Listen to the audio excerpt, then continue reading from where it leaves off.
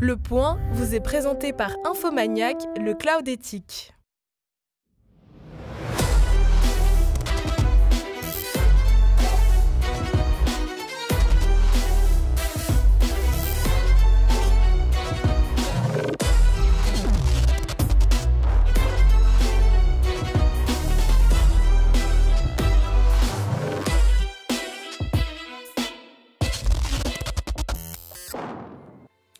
Mais quand va-t-il arriver? Est-il arrivé seulement ce Premier ministre français tant attendu?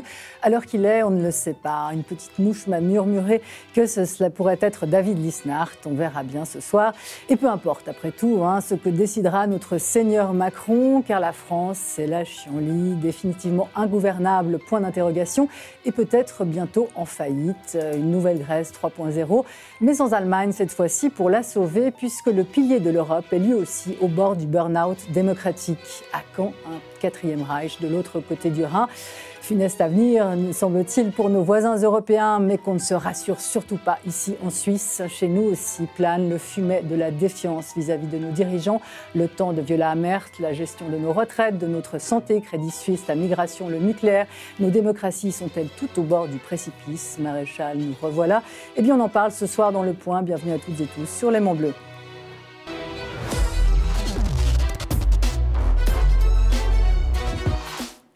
Et bienvenue à nos invités sur ce plateau et en duplex de Paris, Benjamin Morel.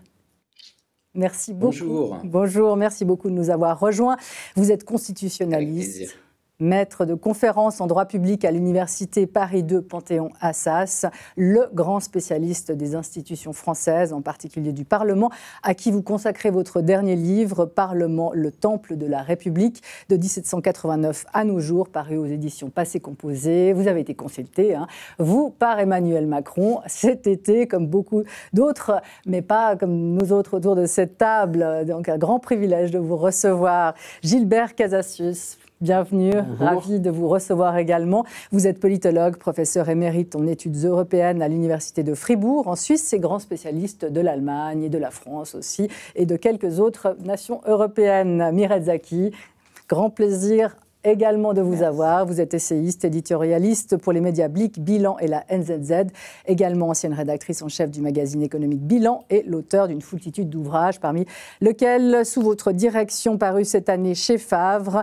Sans diversité de vues, pas de journalisme. Et Peter Rottenbühler, un aussi fameux journaliste, ancien rédacteur en chef du quotidien Le Matin en Suisse romande et de la Schweizer Illustriert en Suisse alémanique. Vous êtes aujourd'hui éditorialiste pour la Weltwoche notamment. Je le disais donc, Benjamin, et j'oubliais, Philippe Val, décidément. On est trop nombreux autour de cette table. Notre éditorialiste en chef, ancien directeur de Charlie Hebdo et de France Inter. Bienvenue. Et l'auteur de Rire, nommé aussi Rire, parce que c'est tout ce qu'il nous reste. Ça, c'est pas le titre, c'est moi qui rajoute Rire, qui était paru cette année aux éditions L'Observatoire. Donc, je le disais en introduction, Benjamin Morel, on ne sait pas encore à l'heure qu'il est qui de David Lisnard, Bernard Cazeneuve, Xavier Bertrand ou de l'homme de ménage de l'Élysée sera nommé par Emmanuel Macron. Le saura-t-on seulement ce soir. Mais qu'est-ce que ça va changer, après tout, un nouveau gouvernement à la tête de la France ? Probablement pas grand-chose. Il faut bien comprendre quel va être l'objectif de ce gouvernement. On va avoir un gouvernement qui devra avoir deux missions. D'abord, tenir, et c'est déjà pas une mince affaire. Deuxième affaire, faire passer le budget, parce qu'aujourd'hui, on entre dans une période critique. Vous savez, c'est pas un hasard si, en France, on fait des élections au printemps. C'est pour laisser à un gouvernement le temps de préparer un budget. Or, actuellement, on a pris énormément de retard. C'est un budget sur lequel on doit faire des économies parce que l'Union européenne nous a mis dans une procédure de surveillance. Donc, on sait qu'on a à peu près 20 milliards d'économies. On aura toutes les peines du monde à aller dans ce sens-là. Et il n'y a clairement pas de majorité aujourd'hui pour voter ce budget. C'est-à-dire que entre d'un côté, vous avez trois blocs, un bloc gauche, qui est assez cohésif, on pourrait revenir sur le pourquoi, mais il y a très peu de chances de débaucher beaucoup de députés dans ce bloc gauche. Un bloc centre LR, qui n'existe pas vraiment, mais sur lequel on pourrait éventuellement trouver un Premier ministre, mais ça ne pèse que 210 en France, la majorité absolue est à 289, et un bloc RN. Vous nommez quelqu'un venant d'un de ces blocs, les deux autres blocs se liguent pour le renverser, d'où la situation de blocage. Cette situation de blocage, elle vaudra pour ne pas renverser un gouvernement, mais elle vaudra également ensuite pour voter un budget. Et là, évidemment, quand vous devez faire des coupes budgétaires, c'est d'autant plus difficile de trouver des majorités. Alors, on y reviendra à ce budget, la situation critique de la France. Mais justement, Gilbert Cazazieux, qui gouverne la France aujourd'hui ? Bonne question à laquelle aucun Français n'est capable de répondre. À savoir qu'aujourd'hui, il y a un président de la République qui a une légitimité, c'est le président Macron. Il y a un Parlement qui a une légitimité suite au vote des Français le 7 juillet dernier, mais il n'y a pas de gouvernement clair. Et le problème, comme venait de le dire Benjamin Morel, il n'y a pas de majorité. Vous pouvez chercher, vous n'en trouverez aucune. Donc, il y a des majorités contre, mais il n'y a pas des majorités pour. Et quand il y a des majorités contre et pas de majorité pour, ça veut dire qu'on est dans une crise institutionnelle. Et ce qui, moi, me semble important actuellement, c'est que contrairement à ce qu'on dit, on n'est pas du tout dans une situation de surplace. La Ve République arrive à un stade, est-ce son stade final? Je suis plutôt enclin de le croire, c'est-à-dire que tout le système établi depuis 1958 est en train d'éclater et que la France est en train, peut-être, et là on pourrait faire la comparaison avec d'autres pays européens, de vivre une nouvelle phase de son histoire politique. Donc, suite intéressante et à la limite, qui est Premier ministre, je m'en balance, je m'en fiche, parce qu'il tiendra quelque temps. Plus intéressant, quel programme?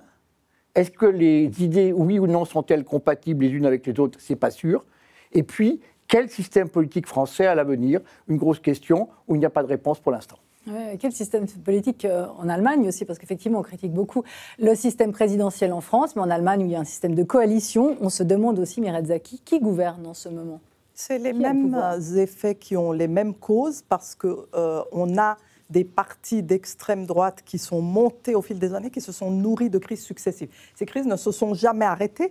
Il y a eu des attentats, il y a eu des crises écologiques, il y a eu des crises migratoires, il y a eu bien sûr des crises économiques massives. Tout ça, ça a nourri des extrêmes qui sont montés avec des pans toujours plus importants de la société qui les rejoignent.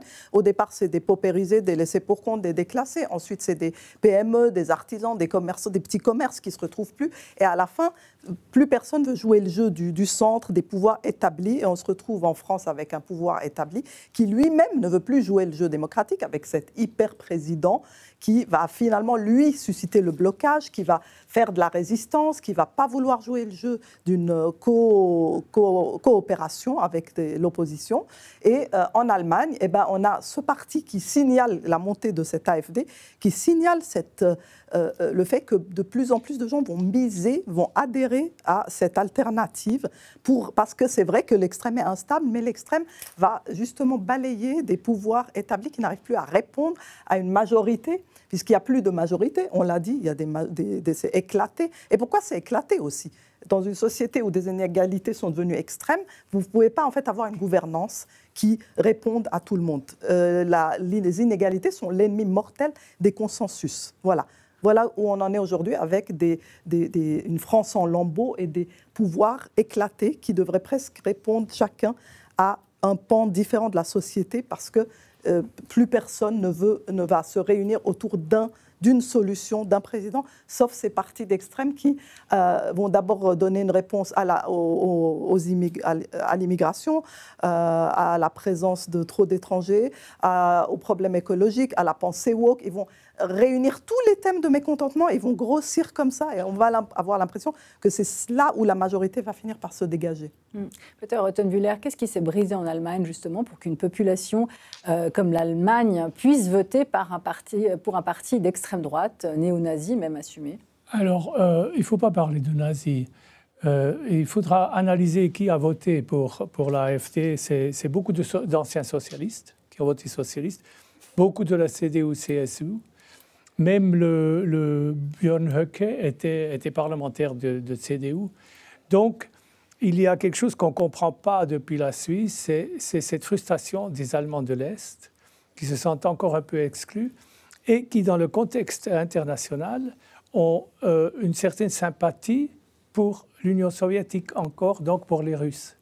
Ils ont été libérés par la Russie. L'Allemagne de l'Ouest se dit libérée par les Américains.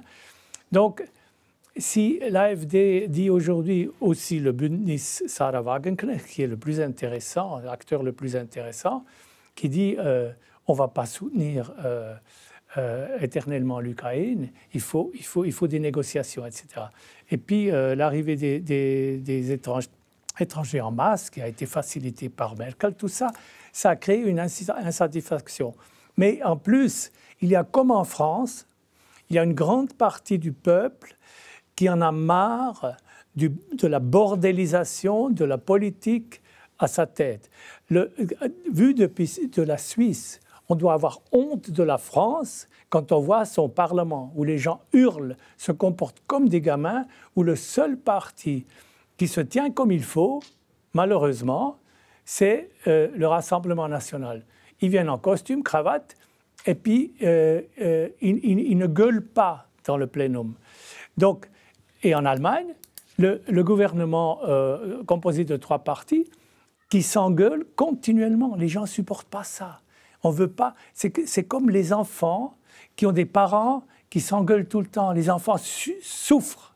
Donc, ils ont le devoir, ceux qui nous gouvernent, de s'arranger, de travailler ensemble. En Allemagne, il y a maintenant un joli bon mot qui dit tout le monde fait de la politique de Pipi brin d'acier. Pipi Langstrumpf. Fifi brin d'acier. Ça veut dire, cet enfant est mauvais, tu ne dois pas jouer avec lui. C'est ça qui se passe actuellement en France. Censure, censure, censure. On ne veut pas travailler ensemble. Personne ne veut travailler avec personne.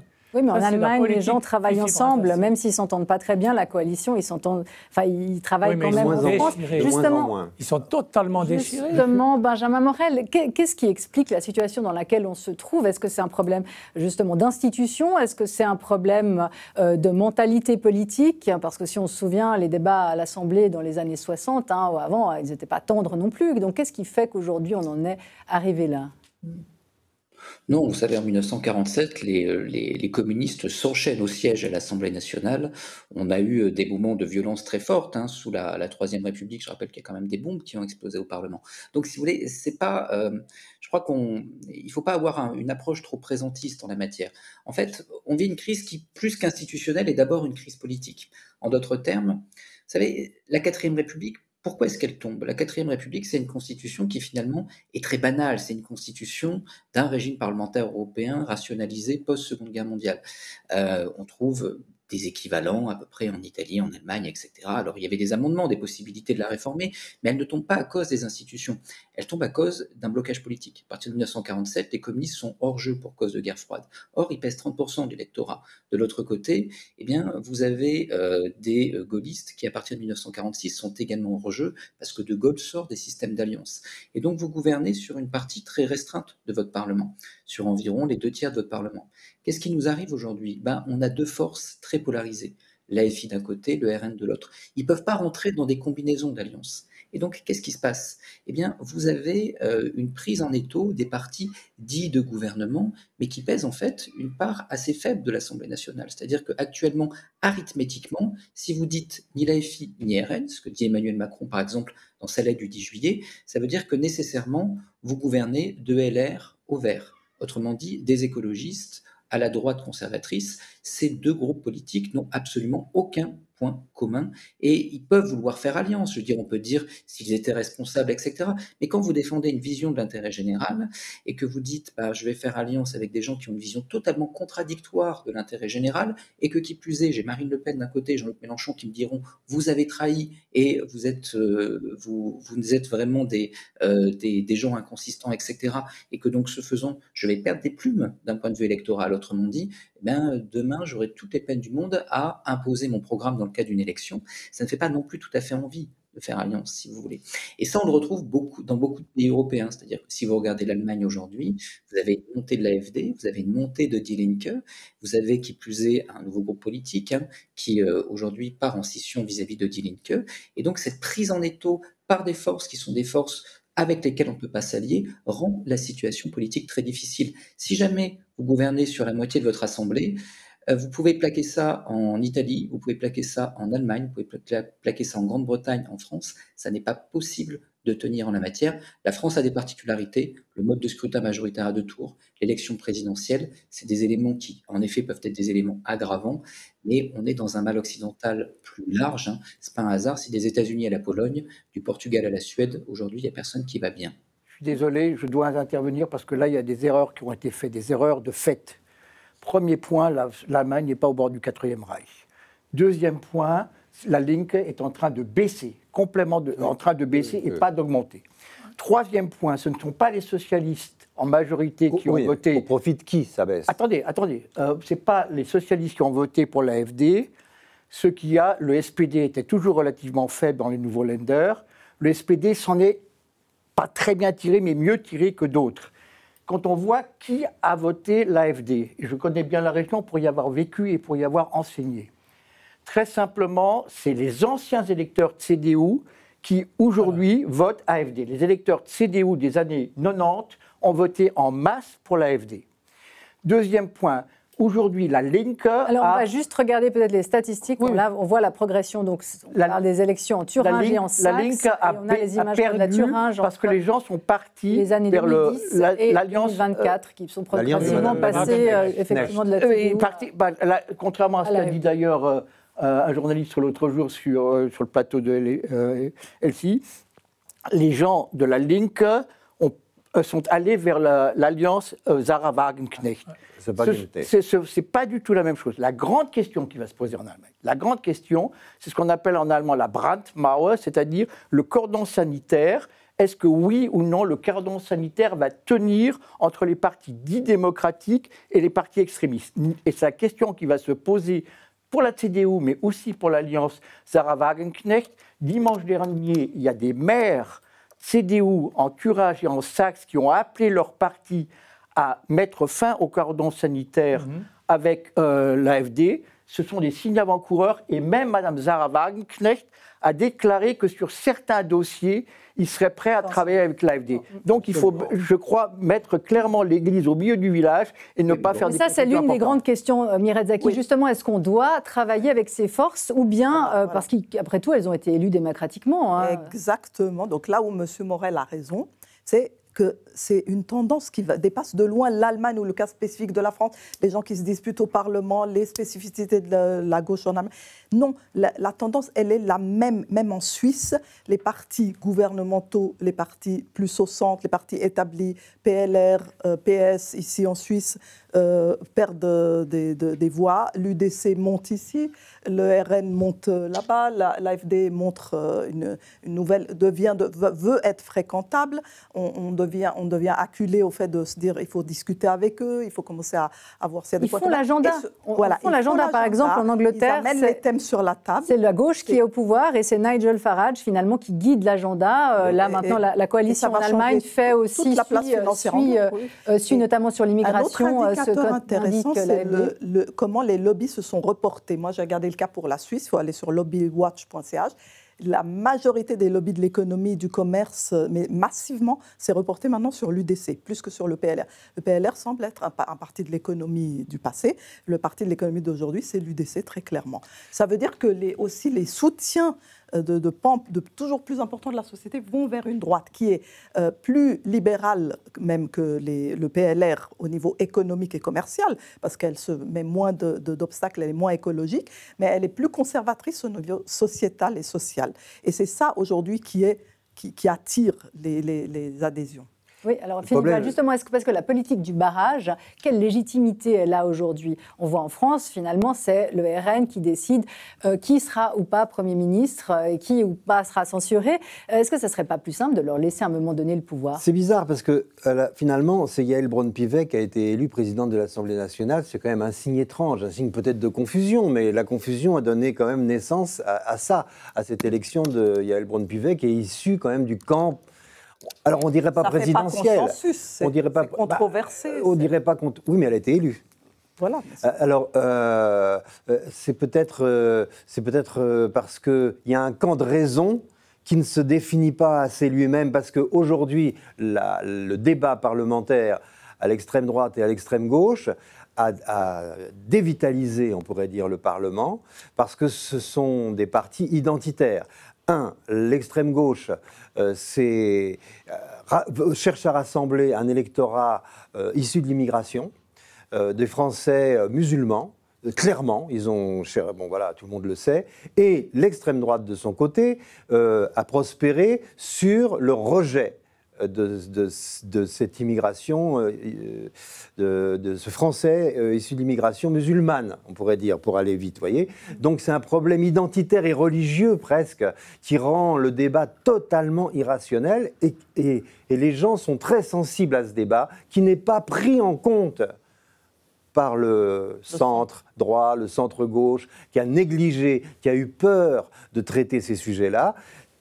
L'extrême droite et l'extrême gauche s'en sont emparés, ce qui donne ce qui se passe en Allemagne, parce que c'est sur ces thèmes-là que ça se joue. J'ajoute que ça ne suffirait pas si c'était uniquement identitaire. Ça a été, oui, mais ça ne suffirait pas, c'est aussi le social. C'est le Brexit. C'est la parti d'extrême, il s'occupe aussi de la paupérisation. C'est ce qui a provoqué le Brexit. Il est déclassé. C'est ce qui a provoqué la victoire de Meloni en Italie. C'est toutes les démocraties européennes qui voient leur débat parlementaire biaisé et les alliances impossibles, parce qu'au fond, il y a cette question de l'immigration, de captation des problèmes de l'immigration par les extrêmes. Oui, mais en Allemagne, là où il y a le moins d'étrangers, c'est là où les partis démocratiques sont le plus forts. Oui. Là, ce qui s'est passé en Saxe et en Thuringe, c'est la moyenne de la population étrangère dans les nouveaux Länder, c'est 8% contre 15% dans l'ensemble de l'Allemagne. Et ce qui se passe aujourd'hui, c'est que si les Allemands de l'Est refusent des étrangers, ben, tout simplement leur économie, elle stagnera de plus en plus. Donc le choix du là où il y a la mixité la plus importante, là où il y a la mixité la plus importante en Allemagne, c'est l'Allemagne de l'Ouest, oui. Justement parce que c'est là où ça marche le mieux. Là où ça marche le mieux, et oui. puis la raison malgré tout. Pas là-dedans. Vous savez bien que la raison n'entre pas là-dedans. Oui, d'accord, mais le choix, c'est l'économie ou pas. Tout, Benjamin Morel, justement, est-ce que c'est légitime cette façon de gouverner aujourd'hui en faisant des blocages, des cordons sanitaires, que ce soit en France, en Allemagne, etc., et de renvoyer finalement le choix d'une partie de la population dans les cordes, en les laissant pas gouverner? Alors, oui, je fais attention à ce que je vais dire parce que j'ai été repris sur des points que je n'avais pas abordés. Donc, voilà. En fait, on peut avoir une posture morale. Cette posture morale, je crois que d'un point de vue politique aujourd'hui, elle est difficilement tenable pour une raison assez simple, qui est une raison de gouvernabilité. En réalité, on parlait tout à l'heure de la transition 4e, 5e. Qu'est-ce qui rend stable la 5e? C'est pas tant les institutions, vous savez, on aurait pu avoir une 4e avec des modifications. D'ailleurs, la plupart des réformes constitutionnelles qui vont fonder la 5e République, elles étaient déjà dans les tuyaux de la 4e. Le 49 alinéa 3, par exemple, c'est pas une idée de De Gaulle, c'est l'idée de Plimin et Mollet qui avaient déjà ça dans les tiroirs et qui se sont dit de quoi on aurait eu besoin pour pouvoir gouverner. Ce qui stabilise la 5e, c'est qu'on réintègre les gaullistes au jeu institutionnel. Et donc là, je gouverne sur une plus grande partie de mon hémicycle. En 72, je réintègre les communistes, programme commun. Et donc là, j'ai une bipolarisation et je crée de la stabilité. Donc, si vous voulez, il est illusoire de considérer qu'on peut gouverner de manière stable avec un champ des partis de gouvernement qui s'étend sur 60% de l'hémicycle et environ 50% de l'électorat. À moyen terme, ça ne peut pas tenir. Et donc, il y a deux possibilités. Soit je fais baisser ces partis. Et dans ce cas-là, il faut se poser la question, en effet, de pourquoi ces partis sont hauts. Quelle est la combinaison magique du Rassemblement national en France, qui n'est pas la combinaison magique de tous les partis populistes européens? Vous avez notamment abordé la question de l'économie. Si vous prenez les enquêtes d'opinion, d'ailleurs, c'était intéressant, l'AFI avait fait faire un sondage 1 an avant la dernière présidentielle sur leur programme économique, uniquement économique.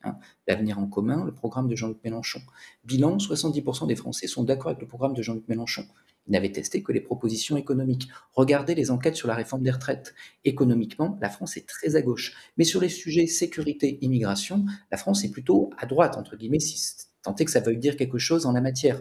Quoi qu'il en soit, le RN, en tenant ça, sécurité, immigration d'un côté, plus social de l'autre, a réussi à conquérir un électorat qui aujourd'hui s'est solidifié, qui lui permet même de revenir sur certains points, regarder la campagne des européennes, etc., avec des appels beaucoup plus libéraux, parce qu'en fait, cet électorat aujourd'hui, il est solidifié.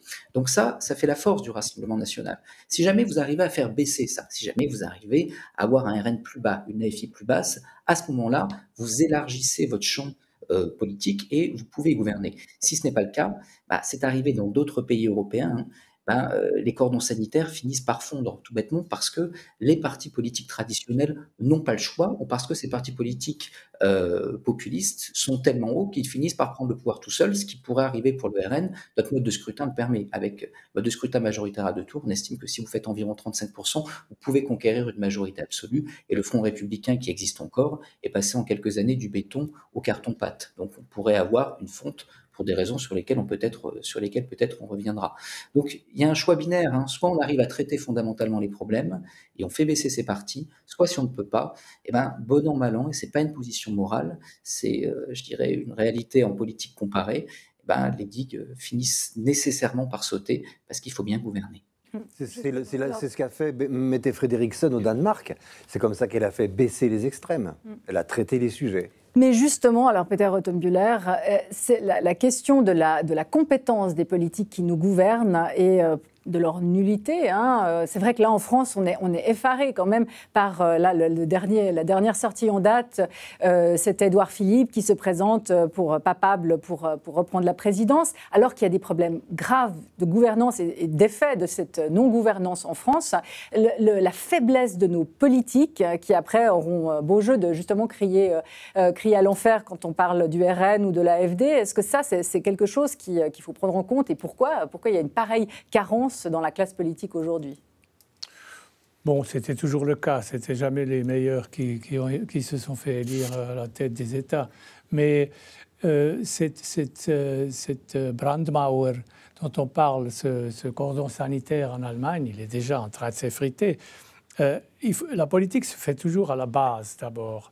Dans les communes de l'Allemagne de l'Est, la CDU travaille déjà avec l'AfD. Et puis il y a beaucoup de petits parlements locaux où l'AfD est déjà présente. Et puis maintenant, les dirigeants de la CDU nationale ont permis à la CDU des Länder de l'Est d'entrer en négociation aussi avec le Bündnis Sarah Wagenknecht et éventuellement avec l'AfD. C'est évident que ces forces qui font autant de voix, on ne peut pas les exclure ad aeternam. Il faut les inclure. On a eu le même problème avec l'UDC au départ. Tout le monde a dit l'UDC, il ne faut surtout pas le toucher, il ne faut même pas la mentionner dans les journaux. Après, il est entré dans tous les parlements, il est entré au Conseil fédéral, et maintenant, c'est le parti de droite qui domine la droite. Et puis qui écrase pratiquement le PLR. Alors, j'aimerais juste, pourquoi on a cette montée, justement, et pourquoi on a eu cette stabilité au début de la Ve République, on ne l'a plus aujourd'hui, et pourquoi tout ce qu'on est en train de diagnostiquer se passe, ce n'est pas tombé du ciel, c'est évidemment tous ces partis établis du centre, gouvernementaux, qui ont gouverné ces 30 dernières années, ils avaient des politiques de beau temps, ça c'est clair.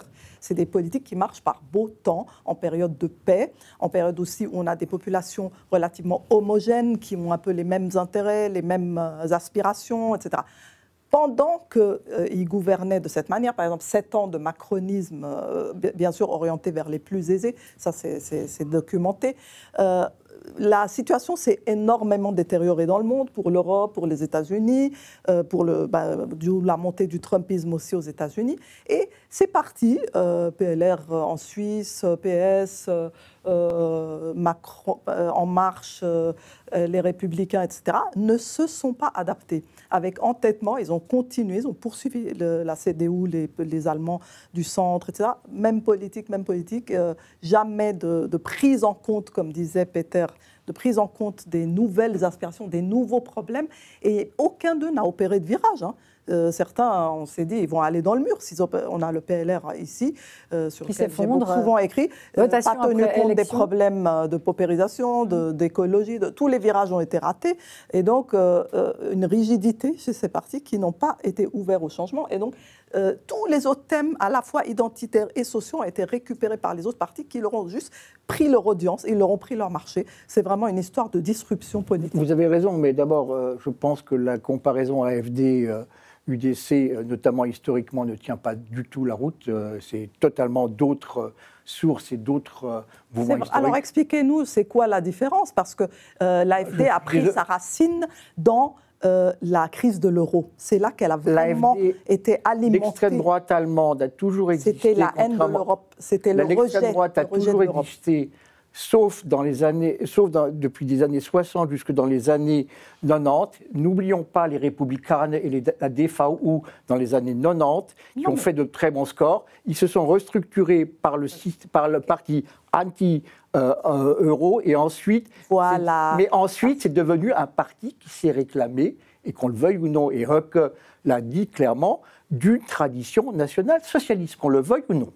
C'est une réalité, vous pouvez regarder ce que dit l'AfD, vous pouvez rappeler par exemple Pegida, qui en Allemagne a tenu des propos racistes et antisémites, et ça il ne faut pas l'oublier. Alors dire que c'est simplement la faute de l'euro, c'est très très facile, parce que ça montre très bien qu'il y a une vision un peu étriquée. La généalogie de l'AfD, c'est vraiment la crise de l'euro. Non, la généalogie de l'AfD, c'est l'extrême droite allemande qui a existé aussi par des groupes... Non, mais il ne faut pas séparer, parce que ça, c'est des partis mais vous vous trompez, madame. Désolé, vous vous trompez historiquement. Vous êtes trop rigide dans vos explications, trop académiques. C'est des partis qui se sont alimentés petit à petit. Il y a eu la crise de l'euro, très très importante. Il y a eu l'afflux d'immigrés avec la guerre en Syrie. Il y a eu des attentats sur le sol européen. Il y a eu une paupérisation, il y a eu une inflation avec la guerre en Ukraine et le Covid. Tout ça, ça a alimenté l'AfD. Ce n'est pas une raison, ce n'est pas une origine. Très bien. C'est ça les partis, si vous voulez comprendre les partis d'extrême droite. Très bien. Alors expliquez-moi la victoire le très bon score de la DVU en 1997 en Saxe-Anhalt. Vous ne savez pas, oui. Voilà. Parce que on n'est plus en 97, monsieur Cazus. Pour vous mettre d'accord, non, mais vous connaissez pas la question. Il y a une chose qu'en tout cas ils partagent, parce que toutes ces droites, effectivement, ont leurs particularités, etc. Mais il y a une chose qu'ils partagent tous, c'est de séduire la jeunesse. Parce que l'AfD, effectivement, une grande partie de l'électorat aujourd'hui de l'AfD, ce sont les jeunes, y compris à l'Ouest. En France, le Rassemblement national fait un carton chez les jeunes depuis longtemps. Qu'est-ce qui explique effectivement que les verrous aient sauté dans la nouvelle génération? Alors, il y a plusieurs éléments. D'abord, il ne faut pas non plus trop surestimer ça, tout bêtement, parce qu'on a une abstention importante chez les jeunes. Et le vote polarisé chez ceux qui votent est toujours plus important. Donc, c'est vrai, je ne vais pas nier le phénomène, il existe, etc. Mais il est également à relativiser par rapport à ça. Ensuite, vous avez toujours un effet électoral d'entrée dans la vie active qui fait qu'à ce moment-là, une fois que vous êtes entré dans la vie active, vous votez pour d'autres formations politiques, si ce n'est plus modéré. En tout cas, il y a souvent une rupture. Bon, une fois qu'on a posé ces points de modération, il y a tout bêtement une angoisse vis-à-vis de l'avenir, et un autre rapport également politique. C'est-à-dire que si on prend le Rassemblement national, plus vous remontez dans le temps, plus vous avez eu ce phénomène de diabolisation du RN, le lien, la présence de Jean-Marie Le Pen, etc. Aujourd'hui, ce sont des choses qui ne parlent absolument plus à la jeunesse. Ils n'ont connu que Marine Le Pen. Jordan Bardella a su mener une campagne à leur endroit extrêmement importante, et c'est un point sur lequel d'ailleurs on pourrait revenir. Tout à l'heure, la question des vieilles formations politiques qui n'avaient pas mis à jour leur logiciel a été abordée. Il n'y a pas que le logiciel, il y a les méthodes de communication également. Ces formations-là ont su renouveler fondamentalement les méthodes de communication les plus efficaces en la matière. Ça reste en France très clairement les Insoumis et le Rassemblement national, TikTok, etc. Tout ça compte énormément si vous voulez mobiliser une jeunesse qui n'a plus tout à fait les mêmes habitudes de socialisation à la politique que leurs aînés. Le dernier point, c'est que le manque de confiance dans l'avenir va entraîner par définition dans tous les électorats un effet de polarisation. Si jamais je juge que l'avenir est noir, j'ai moins à perdre à une perturbation du système.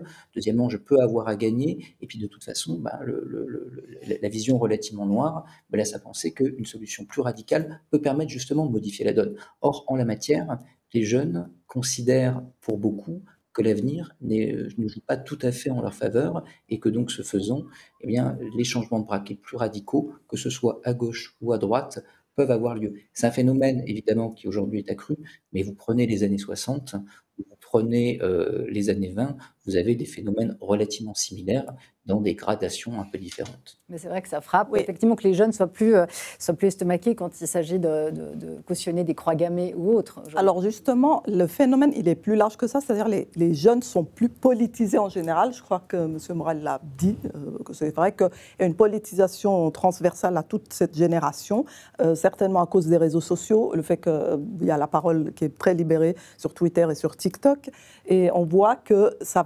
annonce un clash des radicalisations, parce que, bon, d'abord, en France, les jeunes, le parti pour lequel ils votent le plus, c'est la France Insoumise, mais certainement qu'il y a beaucoup de fans de Bardella sur TikTok, parce qu'il y a beaucoup d'édits sur lui, il y a une jeunesse aussi pour ça. Sur les campus, on est très politisé, dès le cycle, enfin nous on appelle ça le cycle, les années de 13 à 15 ans, on est déjà politisé ici, on parle sans langue de bois, contrairement au monde des adultes qui est devenu très politiquement correct et qui doit beaucoup se surveiller. Les jeunes ne sont pas dans cette logique hyper politiquement correcte, et donc ça annonce vraiment un clash des radicalisations entre les jeunes d'extrême gauche et les jeunes d'extrême droite, où on aura beaucoup moins de clients pour le centre et des gens qui ont surtout des velléités de changement. Et là-dessus, oui, on peut comparer un peu aux années 60, parce que cette politisation aussi des diplômés des écoles françaises qui ont pris la parole, qui ont dit « je ne veux pas rejoindre une multinationale parce que je suis écologiste, etc. Je vois déjà les demandes qu'on va me faire chez ces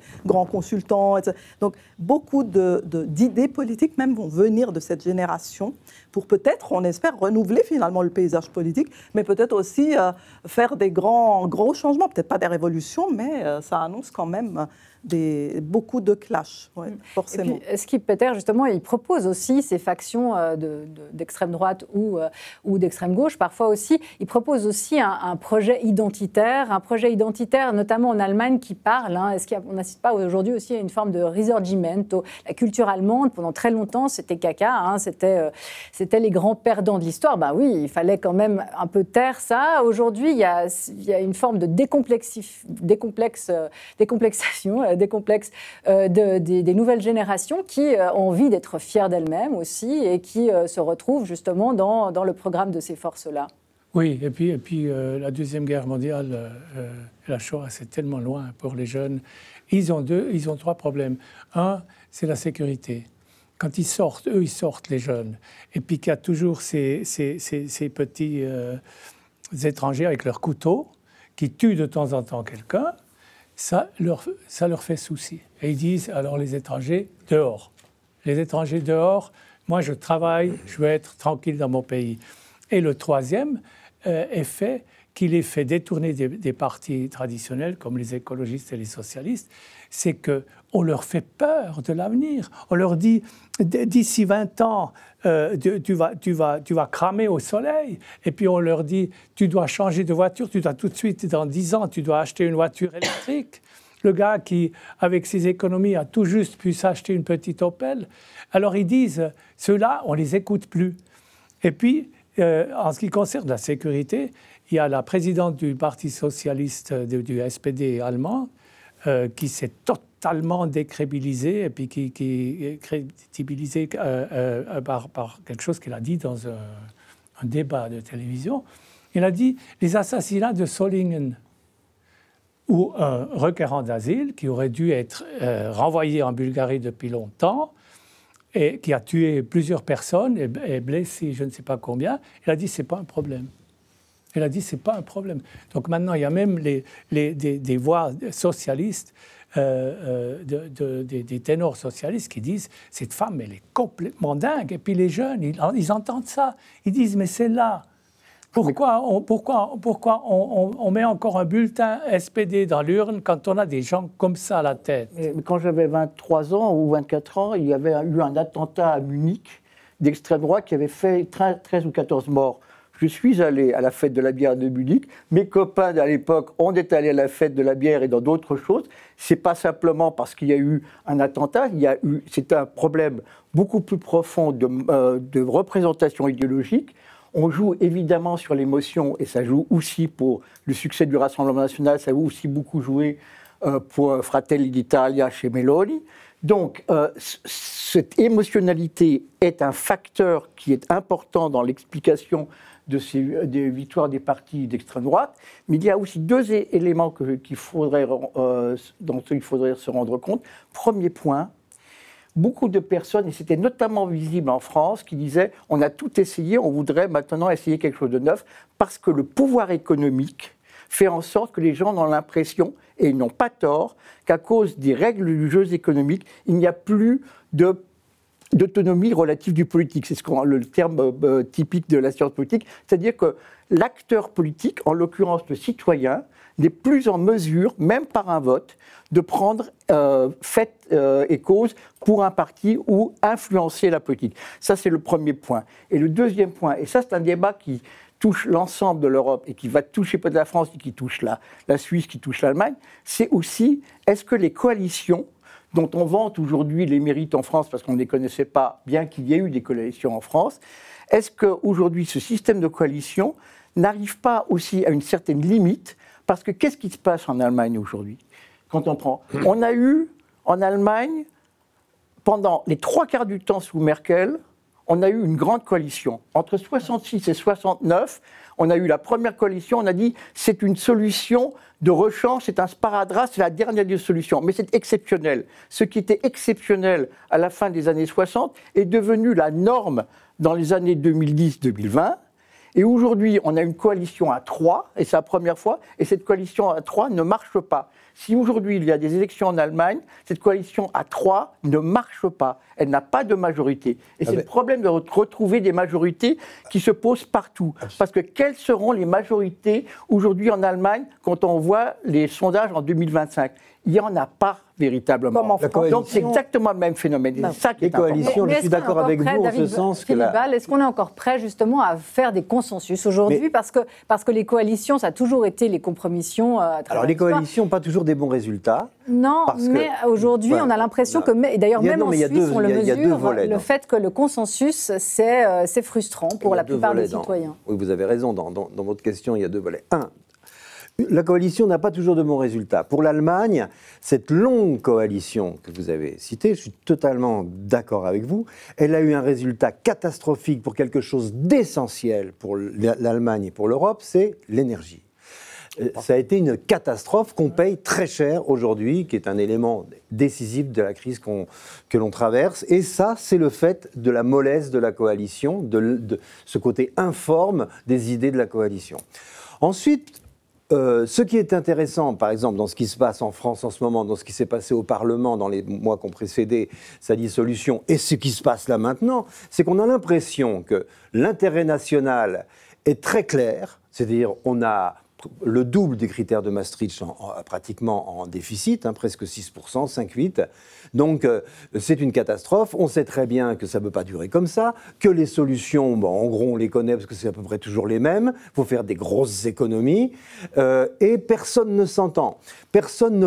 Tout le monde fait semblant de ne pas comprendre. C'est-à-dire que l'extrême droite, l'extrême gauche brandissent leur sujet de motion de censure, la retraite à 60 ans, leur machin, et ils se conduisent. Ils sont incapables de se mettre d'accord sur l'intérêt national, donc ça n'est plus un politologue qu'il faut pour comprendre ce qui se passe, c'est un éthologue, c'est le comportement animal qu'il faut analyser là, parce que chaque groupe animal défend son territoire, son chef de meute, son truc, mais on n'est plus dans la politique humaine, on est dans quelque chose d'une brutalité qui est stupide, parce que actuellement la crise française, normalement, on devrait voir des hommes politiques de droite et de gauche tomber d'accord. C'est évident qu'il y a des choses sur lesquelles ils sont profondément au fond d'eux d'accord. Mais ils ne peuvent pas, parce que le groupe animal dans lequel ils sont refuse. Je vous dis, c'est de l'éthologie et pas de la politologie. C'est animal parce que c'est de l'histoire politique. On a des sociétés devenues beaucoup plus fragmentées, beaucoup moins consensuelles, des coalitions beaucoup plus distendues, qui n'ont fait de moins en moins de choses en commun, de thèmes en commun, de possibilités d'entendre, parce que la société est beaucoup moins homogène. Si vous analysez la France des années 70, 70 et la France d'aujourd'hui, c'est plus la même France, c'est elle est un autre pays. homogène. Et on va appliquer les mêmes recettes. Bien sûr, c'est le livre L'archipel français, bien sûr. Mais évidemment. À la limite, il faut imaginer une gouvernance future qui va radicalement changer. Les femmes et les hommes politiques sont des gens instruits, sont des gens qui lisent les rapports, qui lisent les études, qui lisent les journaux, qui sont censés connaître le territoire, qui ne puissent pas s'entendre sur le fait que 2 et 2 font 4 et 4 et 4 font 8. Ils sont toujours dans le logiciel de la démocratie, qui est un système qui fonctionne par beau temps, quand on recueille beaucoup de ressources à l'international, qu'on ramène chez nous, qu'on a une certaine prospérité, qu'on peut la répartir de manière raisonnable. Mais après 30 ans de globalisation, qui s'est mal répartie, qui est restée chez les actionnaires des multinationales, avec paupérisation dans les campagnes, chez les PME, etc. Le visage de la France et de la Suisse et de tous les pays occidentaux, en fait, du centre américain, etc., c'est radicalement transformé. Il n'y a plus une offre politique unique qui peut servir tout le monde. À la limite, il faut se dire qu'à l'avenir, on ne pourra pas avoir une figure présidentielle, un parti qui peut répondre aux besoins de tout le monde. Les jeunes, qu'est-ce qu'ils vont demander plus tard? Est-ce qu'ils vont demander un service politique à la carte? Il faut vraiment essayer de faire exploser tous nos logiciels anciens et de se dire la gouvernance va changer parce que le visage des sociétés... Un système autoritaire. Les sociétés ici vont complètement se transformer. Justement, Benjamin Morel, qu'est-ce qu'il faut offrir, ce que les forces de gouvernement aujourd'hui doivent offrir à la population pour contrer justement ces extrêmes? Est-ce que la démocratie, c'est encore un système qui, lui, tient la route aujourd'hui, en 2024, en Europe? De paraphraser Churchill, de ne pas être très original, c'est le pire à part tous les autres. Mais évidemment, si vous voulez, il y a aujourd'hui une crise de la démocratie qui est multifactorielle. Et encore une fois, là, on peut s'attarder sur les institutions. Et par rapport à ce qui a été dit, pourquoi est-ce qu'on n'arrive pas à faire de consensus en France? Aussi pour des raisons institutionnelles. Vous avez les élections présidentielles. Si j'assume le bilan d'un gouvernement qui va de LV à LR, eh bien, j'ai Marine Le Pen et Jean-Luc Mélenchon qui me diront « tu as trahi, etc. Donc tu ne représentes pas la droite, tu ne représentes pas la gauche ». De l'autre côté, il y a le mode de scrutin. Si aujourd'hui vous avez des socialistes et des écolos qui devaient rentrer dans un système de coalition, ils se retrouveraient face à un insoumis au premier tour d'une élection législative et pour des raisons liées à ce mode de scrutin, ils ne passeraient pas le premier tour et donc ils ne gagneraient pas le second. Et donc quand vous défendez, et ce n'est pas que du cynisme, quand vous défendez une vision de l'intérêt général, si jamais vous rentrez dans ce jeu-là, ça veut dire que demain vous allez être laminé et que votre programme, votre vision de l'intérêt général perdra aux dépens d'une autre. Donc on est dans les calculs à plus long terme qui peuvent être en effet égoïstes et parfois stratégiques, mais qui ont également un fondement politique, je dirais, noble. Sur l'autre aspect, et ça a été évoqué tout à l'heure et je crois que c'est fondamentalement important, c'est-à-dire que les populismes et les crises de la démocratie ont plusieurs facteurs qui sont, d'un côté, la fonte de la classe moyenne. C'est-à-dire que l'effet de balancier de la classe moyenne, si vous voulez, vous n'avez pas de démocratie qui tient tant que vous avez d'un côté une partie de la population qui a le sentiment que de toute façon elle n'a pas le choix, elle doit faire la révolution, et une partie de la population qui pense que pour maintenir une forme de privilège, elle doit maintenir justement son pouvoir. Les classes moyennes qui sont en voie de paupérisation ou qui se sentent en voie de paupérisation basculent d'un côté. Quand elles sont en voie d'ascension, elles ont plutôt intérêt à maintenir un équilibre institutionnel et elles fondent réellement le fondement de la démocratie. Or, aujourd'hui, on a une fragilisation des classes moyennes. Autre point essentiel, et là je reviens à ce que disait M. Castaldi tout à l'heure, il a fondamentalement raison, on vit une crise de l'impotence du politique. C'est-à-dire, le politique c'est quoi et l'État c'est quoi? L'État c'est un instrument, il ne faut pas être statolade, il ne faut pas dire l'État c'est bien, l'État c'est un instrument par lequel le peuple agit sur son propre destin. Et la politique, ce sont les choix qui permettent justement d'influer sur qu'est-ce que l'on fait collectivement de notre propre destin. Si je pense que le politique ne peut pas, que la droite et la gauche aient la même politique. Et en effet, là, il y a un risque des grandes coalitions, en tout cas. Si jamais j'isole l'extrême droite, j'isole l'extrême gauche, on ne fait pas alliance avec eux, donc on fait alliance au centre, et il n'y a qu'une seule possibilité, qu'un seul choix politique. J'ai deux options rationnelles. Soit, si je juge que le politique ne peut pas agir sur le réel, je me replie sur mon petit quotidien, sur moi-même. Alors sur ma petite communauté, ça donne le communautarisme, sur moi-même, ça donne l'abstention, ou bien je juge qu'un individu, paré de qualité extraordinaire, va mettre un coup de pied dans la fourmilière et que lui, va mettre le système par-dessus bord et que, il va vraiment pouvoir agir sur le réel parce que le problème n'est pas le politique, mais ce qui l'engonce, ce qui le limite, les juges, l'Europe, la mondialisation, etc., une fois que vous mettez tout ça par-dessus bord, eh bien là, on va pouvoir retrouver le contrôle de notre destin. Et quand on reprendra le contrôle de notre destin, il n'y aura plus de problème d'immigration, plus de problème d'économie, etc. On peut penser évidemment que ce type de logiciel est quelque peu simpliste, mais tout d'un coup, c'est une reprise de contrôle. Hein. Souvenez-vous, c'était le slogan de Johnson. Donc là, si vous ne remettez pas du politique, soit vous dépolitisez la société, soit vous faites le jeu du populisme. Et fondamentalement aujourd'hui, après cette période très lancinante des années 90-2000 où on avait l'impression qu'il n'y avait qu'une alternative, que les choix étaient déjà faits et que la politique c'était essentiellement de la gestion, il fallait élire le meilleur gestionnaire, celui qui montrait qu'il était un bon comptable. La politique c'est pas ça. Et une fois qu'on l'a limité à ça, et ensuite vous vous retrouvez avec l'AfD, le RN, Fratelli dell'Italia, etc. Est-ce que vous vous retrouvez encore avec une Europe, une Union européenne dans quelques années? Je vous remercie beaucoup, M. Morel. Ce que vous avez dit est totalement justifié, important et aussi historiquement à prendre en compte. Du temps de la lutte de classe, l'ouvrier s'en prenait au patron, il chantait l'Internationale. Aujourd'hui, nous ne sommes plus du tout dans ce schéma-là. Nous sommes dans un schéma où la personne qui est dans la classe moyenne inférieure, et la classe moyenne, c'est un terme très compliqué, mais dans la classe moyenne inférieure, son adversaire, son ennemi, ce n'est pas le patron, ce n'est pas le capitaliste, c'est par contre la personne qui peut lui enlever son emploi, sa maison, et donc c'est une des matrices de l'explication de la xénophobie. C'est-à-dire que la personne qui viendra des Balkans lui enlever son poste comme ajusteur, que ce soit dans une entreprise comme Renault, Volkswagen ou Fiat, c'est lui qui est devenu aujourd'hui l'ennemi de classe, entre guillemets, mais de la classe encore plus inférieure par rapport à la classe moyenne inférieure. Et là, j'en arrive à mon dada.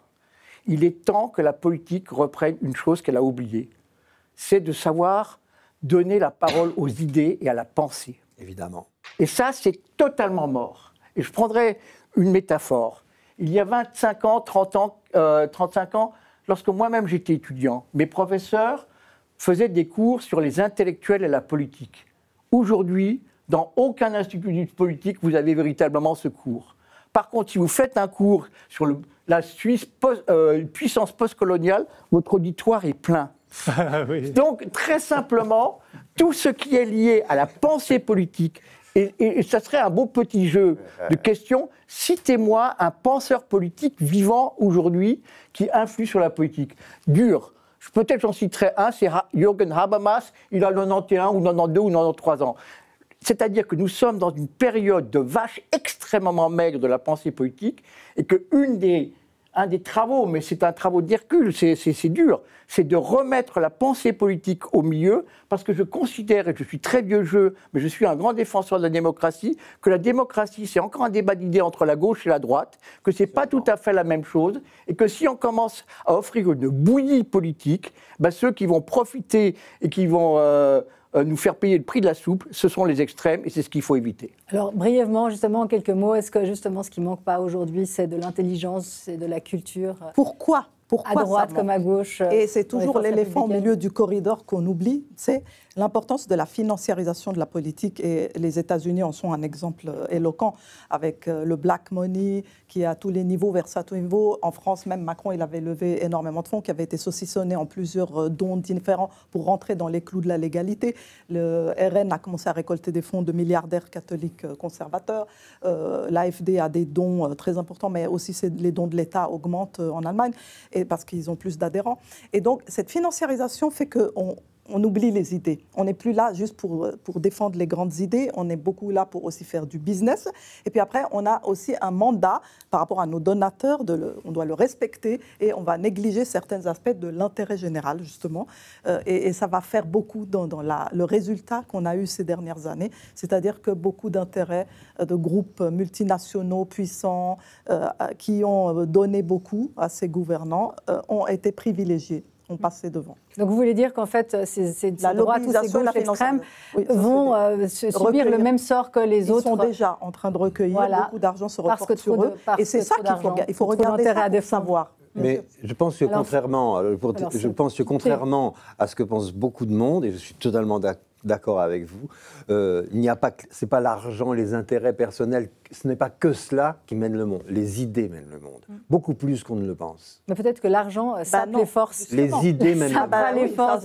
Non, mais dans un on monde dit, idéal. on prête toujours Là, on parle de la réalité. aux grands mouvements politiques des intérêts très matériels. Je pense que les idées continuent à mener. Non, mais on l'a dit, les idées d'ailleurs sont elles dans les sont extrêmes. mises en Aujourd'hui, elles échec. sont plus ailleurs. Voilà. Ben, ça sera les mots de la fin pour se quitter. Je vous remercie beaucoup, Benjamin Morel. Je rappelle votre livre, Parlement, le temple de la République. Je vous remercie aussi beaucoup, Gilbert Casasus. Peter Rothenbuehler, Philippe Val, Mireille Zaki, la semaine prochaine pour poursuivre là-dessus, justement sur ce fumet de défiance. On va partir à Berne pour évoquer le plan de rapprochement de l'OTAN par Viola Amherd qui fait énormément polémique. La Suisse face au monde, ce sera mercredi prochain en délocalisé à Berne. Merci beaucoup à vous tous aussi de nous avoir fait confiance et suivi. On vous souhaite une excellente soirée sur Les Monts Bleus. Infomaniac, le Cloud Éthique vous a présenté Le Point.